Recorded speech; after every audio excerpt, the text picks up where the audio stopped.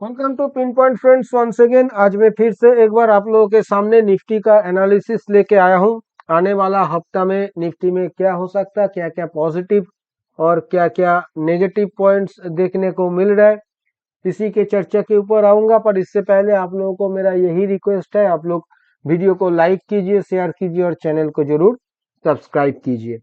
Friends, पिछले हफ्ता Nifty में जो मूवमेंट देखने को मिला, नीचे का लो 19,250 के आसपास और ऊपर का हाई 19,480 के आसपास। मतलब ये पूरा हफ्ता 230 पॉइंट के अंदर निफ्टी बिता दिया। तो यहाँ पे क्या ट्रेड कोई ले सकता? हाँ, एक बात जरूर है, मेरा 19,200 लेवल का एक सपोर्ट दिया हुआ था, वो टूटा नहीं है।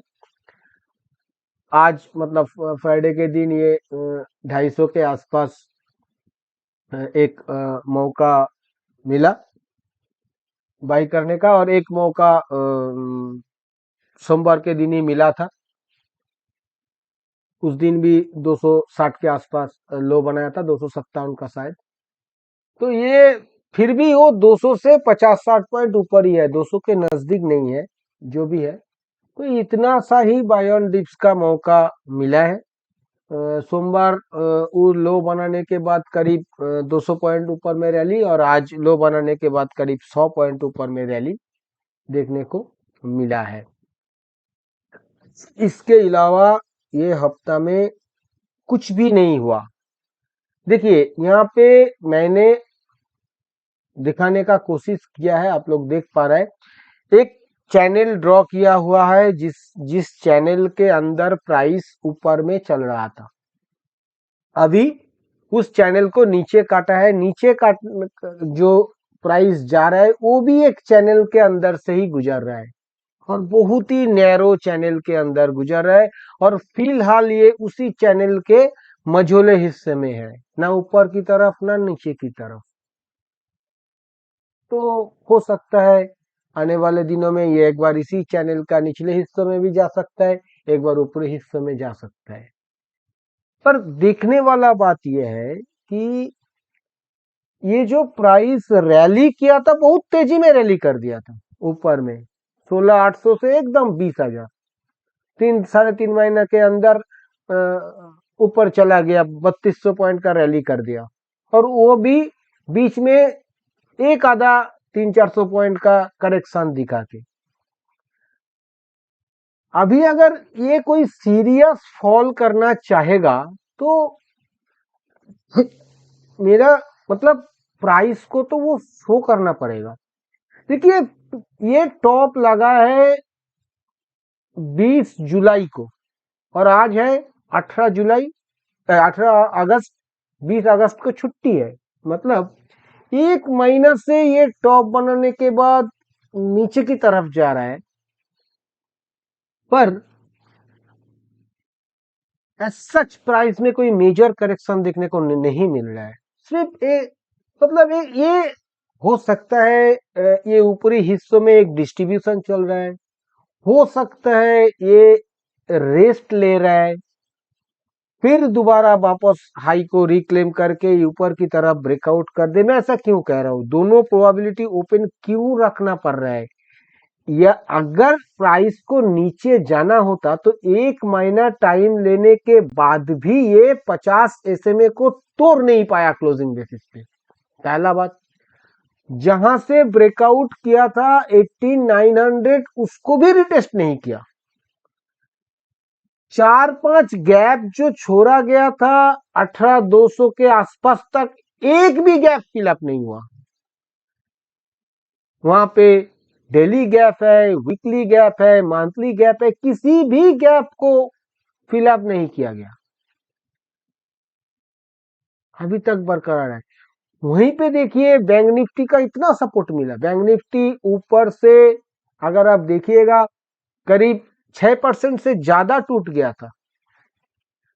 ऊपर से 2700 पॉइंट टूटा था, 46,000 350 का टॉप था, और वो 43,000 650 का आसपास का लो बनाया। 2700 पॉइंट नीचे गिरा, इतना सपोर्ट दिया, फिर भी निफ्टी गिरने के लिए तैयार नहीं।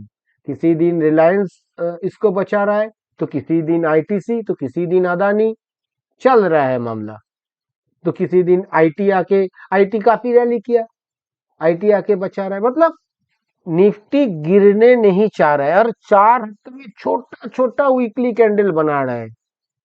तो ये, इसको मैं देख के ये नहीं कह सकता कि ये एकदम से गिर जाएगा। इसलिए मैं कहा कि प्रोबेबिलिटी दोनों ओपन रखना पड़ेगा। हो सकता है कि ये डिस्ट्रीब्यूशन चल रहा है, ये एक लोअर हाई बनाएगा ऊपर में 700, 750, 650 के आसपास, फिर वापस सेलिंग मोड में जाएगा और अच्छा खासा करेक्शन देखने को मिलेगा। ये एक प्रोबेबिलिटी हो सकता है अगर ये डिस्ट्रीब्यूशन है तो। अगर ये रेस्ट ले रहा है या एकोमोडेशन हो रहा है, तो कंसोलिडेशन हो रहा है, तो ये बहुत ही जल्दी में हाई को रिक्लेम कर लेगा और ब्रेकआउट कर देगा। तो जब तक कुछ नहीं हो रहा है, मेरे ख्याल से जब तक ये 18,900 के नीचे नहीं आ रहा है, एग्रेसिव शॉर्ट नहीं लेना चाहिए। जब तक ये 19,800 के ऊपर नहीं जा रहा है, एग्रेसिव लॉन्ग नहीं लेना चाहिए। विथ प्रॉपर हेज, ऊपरी हिस्सों में शॉर्ट साइड में, निचले हिस्सों में लॉन्ग साइड में बैठ के काम करना सही है।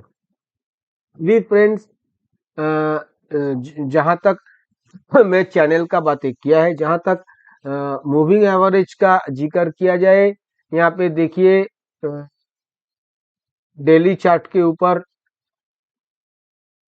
अगर देखा जाए तो 1 मिनट, यहाँ पे 200 ऐसे में लगाने में मैं शायद भूल गया। 1 मिनट, ये 200 कर लेता हूँ। हाँ, तो जो भी है फ्रेंड्स, यहाँ पे जो 20 सिंपल मूविंग एवरेज, वो तो फॉलिंग हो चुका है, प्राइस उससे नीचे है। जहां तक 50 मूविंग एवरेजेस का सवाल है, 50 में ये देखिए एक दफा मंडे के दिन सपोर्ट बनाया, वहां से 200 पॉइंट का बाउंस, फिर आज आके 50 को तोड़ा था, नीचे गया था, बाउंस किया था, फिर आके 50 के नजदीक क्लोज करके निकल गया। यहाँ पे मामला थोड़ा सा गड़बड़ी वाला इसलिए है क्योंकि भला ही ये 50 को रेस्पेक्ट किया है, पर एक ही हफ्ता के अंदर मतलब दोबारा 50 को ये तोड़ने का कोशिश किया। हो सकता है यहाँ से 150 पॉइंट का बाउंस देखने को मिल जाए और आखिर में इसे तोड़ा जाए, क्योंकि अगर अगर स्ट्रेंथ होता तो वो पहला जो 50 पे सपोर्ट लिया वहां से ही अच्छा खासा बाउंस दिखा देता। ये ऐसा नहीं किया, इवन चैनल के ऊपरी हिस्सों में भी टच नहीं किया, 20 सैंपल को भी टच नहीं किया और दोबारा आया 50 को तोड़ने के लिए। तो ये यहाँ पे मामला थोड़ा सा गड़बड़ी वाला है। जहां तक रिट्रेसमेंट थ्योरी का जिक्र किया जाए फ्रेंड्स, अगर फिबोनाची रिट्रेसमेंट का बात किया जाए तो ये जो टोटल रैली है नीचे 16,828 से ऊपर में 19,992, इसका 23.6% रिट्रेसमेंट लेवल आ रहा है 19,245, जिसे रेस्पेक्ट किया गया। आज का देखिए, सोमवार का लो 257, आज का लो 254, तो हम लोग कह सकते हैं कि 245 रेस्पेक्ट हुआ है। पर यहाँ पे भी बात वही है कि सोमवार एक बार सपोर्ट लेके 200 पॉइंट बाउंस दिखा के इतना जल्दी क्या था, 4 दिन के अंदर फिर से वो टेस्ट करने के लिए वहां पे ही आ रहा है। मतलब कहीं पे ये सपोर्ट वीक तो नहीं हो रहा है इसे तोड़ने के, क्योंकि इतना तेजी में प्राइस ऊपर गया था।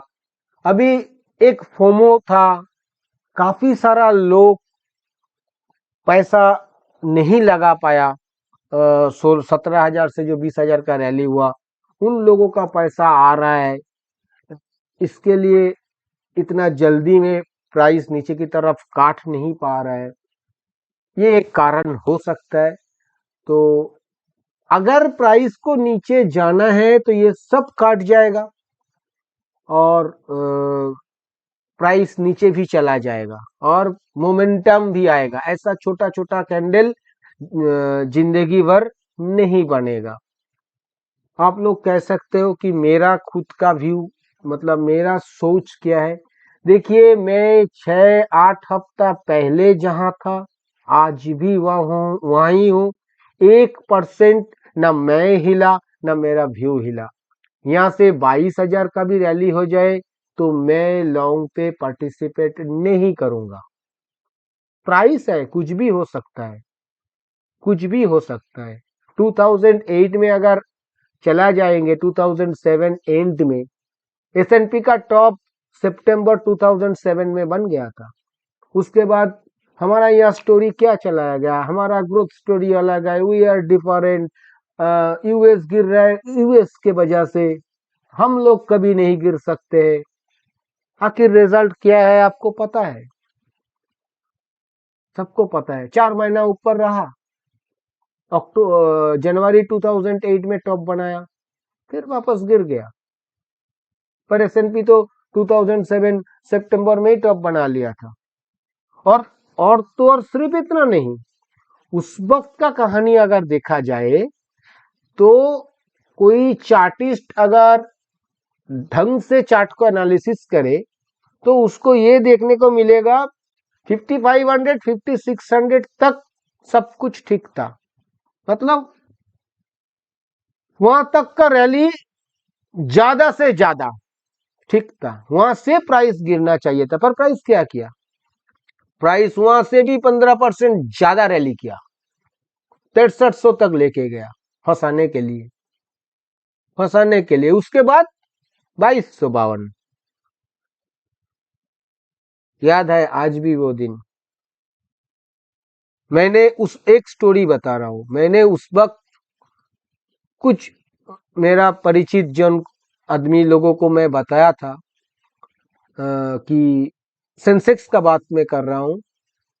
मैंने ऐसा बताया था, 21,000 का टॉप लग रहा था उस वक्त। मैंने बताया था कि ये सेंसेक्स 12,000 आ जाएगा। कुछ आदमी मेरे पीछे पड़ गया था, एकदम मेरा पीछे पड़ गया था। आप पागल है, शेयर बाजार आता नहीं है, 21,000 का इंडेक्स 12,000 हो जाएगा। जाके देखिए सेंसेक्स कितना आया था, 7,000 के आसपास। मैं भी सही नहीं था 100%, मैं तो 12,000 एक्सपेक्ट किया था, वो आया था 7,000 के आसपास। तो अ, अभी मेरे को ये लगा था कि ये 18,500 से 19,000 का जो लेवल है, यहां तक सब कुछ ठीक है। पर अभी 20,000 हुआ, 5% ज्यादा हुआ। हो सकता है इस बार भी 15-20% ज्यादा हो जाए, तो 19,000 से 15% मतलब 22,000 हो सकता है। क्योंकि मैंने विटनेस किया है 2008, इसलिए मैं नहीं पार्टिसिपेट करूंगा इस रैली को। पर मैं आके तो ये नहीं कह सकता हूँ कि भैया आप लोग मत करिए। आप लोगों को तो डरा नहीं सकता हूँ कि यहाँ से गिर जाएगा। जो चीज दिखेगा नहीं उसको जबरदस्ती तो नहीं बता सकता हूँ कि यहाँ गिरने वाला है, दिख रहा है। नहीं, मेरे को जो दिख रहा है वही बताऊंगा। Medium term to long term story क्या होगा, मैंने पिछले 2-3 महीना में आप लोगों को क्या क्या बताया, याद रखिएगा। दिन आएगा सबको देखने को मिलेगा, उस वक्त मेरा याद सबको आएगा कि हाँ एक एक बंदा था, पागल आदमी, बताया था कि जो कुछ भी हो रहा है सही नहीं हो रहा है। पर जब तक नहीं हो रहा है तब तक करने का भी कुछ नहीं है। इसलिए मैं कह रहा हूं कि मेरा व्यू चेंज नहीं होगा। मैं बीआरइस नहीं हूं, अभी भी नहीं हूं, 2 महीना पहले भी नहीं था। मैं बार बार ये कह रहा हूं कि कॉशस होइए, बहुत ज्यादा कॉशस होइए, कैश में रहिए। अगर ऐसा कोई पोर्टफोलियो है जिसे आप बेच नहीं सकते तो कृपया करके हेज करने का कोशिश करिए। मैं ऐसा कतई नहीं बताया कि डेरिवेटिव्स में शॉर्ट क्रिएट करिए, निफ्टी फ्यूचर बेचिए या पुट खरीदिए, एक बार के लिए भी नहीं बताया। मैं इतना ही बताया कि अगर आप ये 5, 10, 15% छोड़ने के लिए तैयार है तभी जाके आप मेरा बात को सुनिए, नहीं तो बिल्कुल मत सुनिए। आने वाला दिन, समय सबसे बलवान है। समय आपको सिखा देगा, जैसे मेरे को सिखाया। मैंने 2000 देखा है, काफी बार आप लोगों को बताया। .com बबल मैंने देखा है, केतन परेख का वो फॉल था। 2008 सब प्राइम रियल एस्टेट बबल देखा है, और कोविड तो आप सभी लोग देखे हैं। पर मेरा ऐसा मानना है कि ये जो 2008 था या 2020 था, ये बियर मार्केट नहीं था फ्रेंड्स, ये फ्लैश क्रैश था। एक एक छोटा सा बियर मार्केट था 2000 टू 2002। अभी आने वाले दिनों में क्या आ रहा है, मैं ऐसा बिल्कुल नहीं एक्सपेक्ट कर रहा हूं कि 2008 या 2020 की तरह कोई फ्लैश क्रैश आ जाए। पर मैं ऐसा नहीं कह सकता हूं, रूल आउट नहीं कर सकता हूं कि 2000 से लेके 2002 या उससे भी कोई बड़ा बियर मार्केट हम लोगों को फेस करना पड़ेगा कि नहीं। नहीं करना पड़ेगा, इसको तो मैं रूल आउट नहीं कर पा रहा हूं। तो फिर वही बात कहूंगा कि समय बताएगा, अभी वो बात करने का टाइम नहीं है। काफी सारा बातें आज कर दिया है, एनालिसिस बहुत ज्यादा नहीं हो पाएगा। देखिए, इसलिए इतना बातें किया है क्योंकि एनालिसिस करने का इस हफ्ता में बहुत ज्यादा कुछ है नहीं।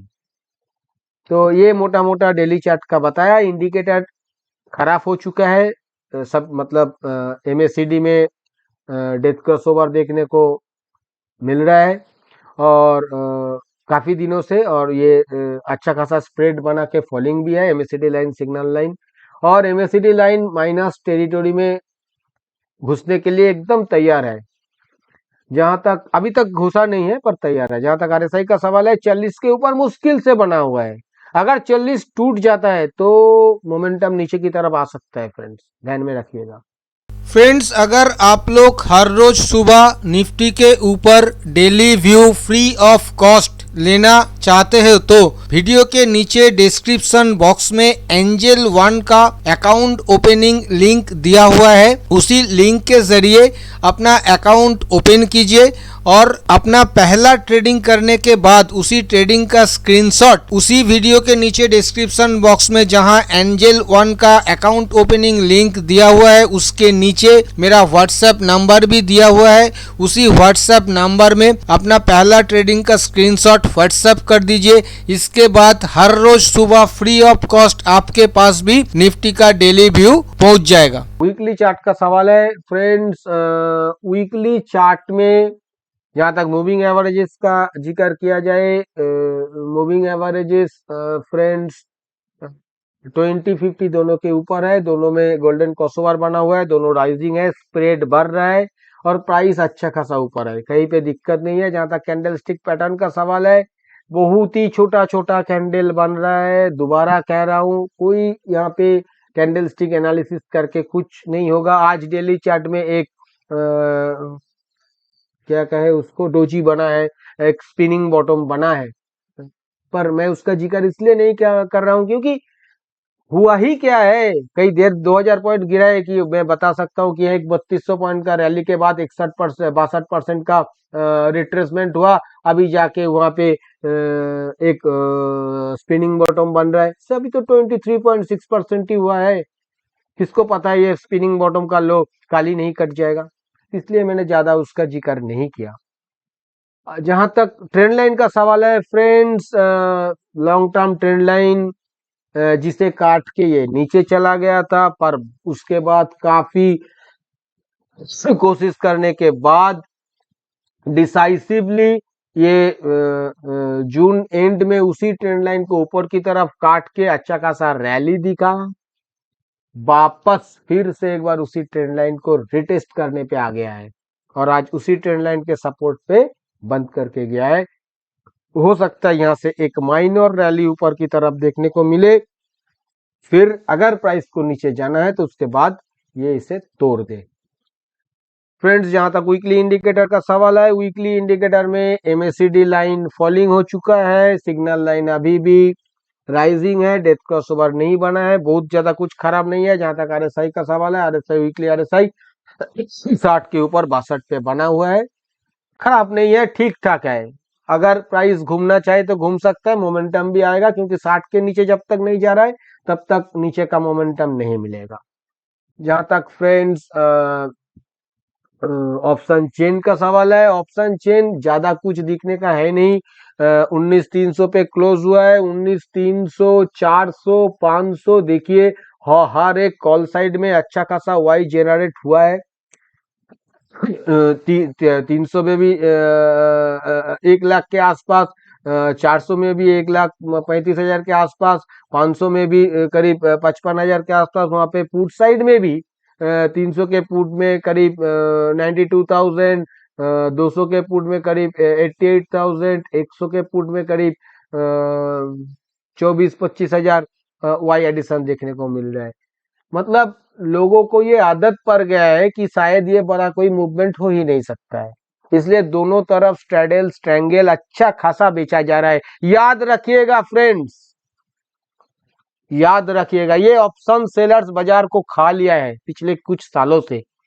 ऐसा दिन आएगा ना, छुपने का जगह नहीं मिलेगा ऑप्शन सेलर्स को। आज मैं कह रहा हूं, इस बात को भी ध्यान में रखिएगा कि पिंटू दा कहा था, ऑप्शन सेलर्स छुप नहीं पाएगा। कहीं पे आओ पुट बेच दो, कहीं पे आओ पुट बेच दो।